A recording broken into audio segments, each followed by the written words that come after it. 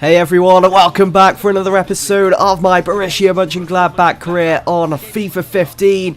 It's the opening day of Season 3 here in the Bundesliga. Mönchengladbach against Stuttgart. This same fixture last season ended 3-0 to Mönchengladbach. It was Hagota that ran the show, getting all 3 goals to his name. It was a very dominant performance, not just from Hagota, but from the team as an overall. And that type of performance was very much welcomed in the opening day of the Bundesliga. To get 3 points on the board, to pick up momentum heading into the brand new season.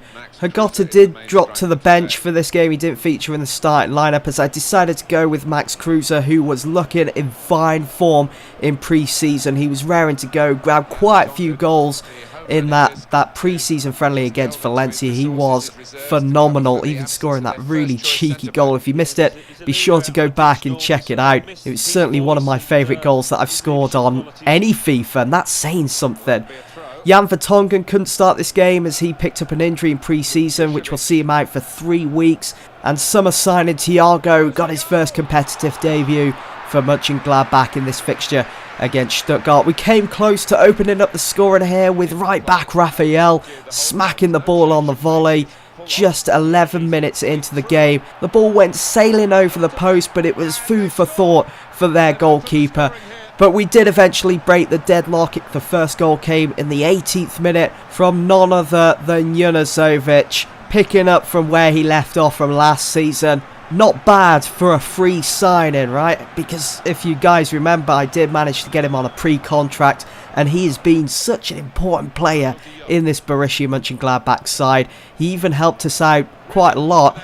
He was one of the players that really featured in the majority of Champions League fixtures last season that helped us get through to that final.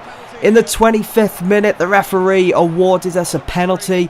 Things were going from bad to worse for Stuttgart on the opening day as well. It was Florian Klein that conceded the penalty for his side, even picking up a yellow card in the process, and it was kind of a horrific challenge.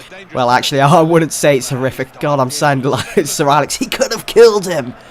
But no, it was a bad challenge. I'm not sure what he was thinking there going in with that sliding tackle. He was close to maybe getting a touch on the ball, but it was always going to be a penalty, and of course it would be Max Kruse to step up and take it, and he missed. Unbelievable stuff, and so unfortunate for Mönchengladbach as we could have doubled our lead, and it would have put us in such a strong position heading into the second half, but it just wasn't to be.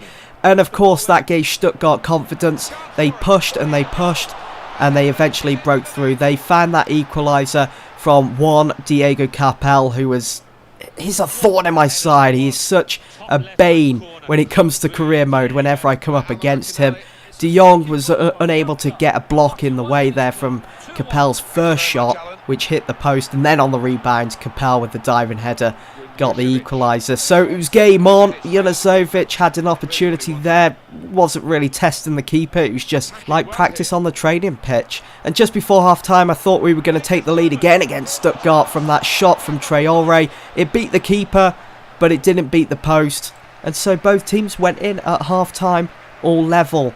Things had to change come the second half. We had to start taking our chances. We had quite a few in the first half, but they just weren't up to scratch. It's almost as if we've forgotten everything that happened in pre-season with the goals that we scored there. But saying that, I was finding it a bit difficult trying to break Stuttgart down, not only in the first but the second half. As they were sitting deep, it's almost as if they were trying to hold on to this 1-1 draw, come away with just a point, as they probably thought that they couldn't come away with anything else. You know, going off that recent game against them last season where it ended 3-0. They didn't want to be taken around the back of the woodshed and put out their misery this time around, especially on the opening day. So I think they would have come away with just a point here.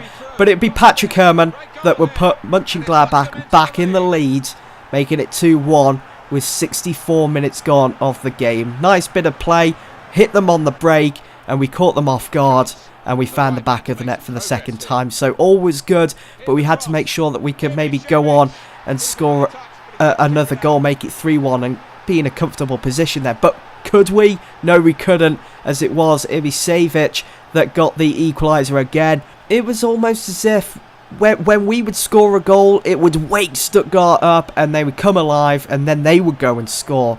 I'm not sure whether it has something to do with the scripting in FIFA 15. I'm positive it's there. It's definitely there. I mean, Sommer, how he was just stood there and let the ball go past him, he could have easily saved that. Of all the saves that he's made last season and in the first season as well, he couldn't even save that simple header. Disappointed. And all this next-gen goalkeeping, my ass. With just minutes to go of the game anyway, 82 minutes it was when Stuttgart conceded yet another penalty. It was Oriol Romeo who received a yellow card, as you saw earlier in the game.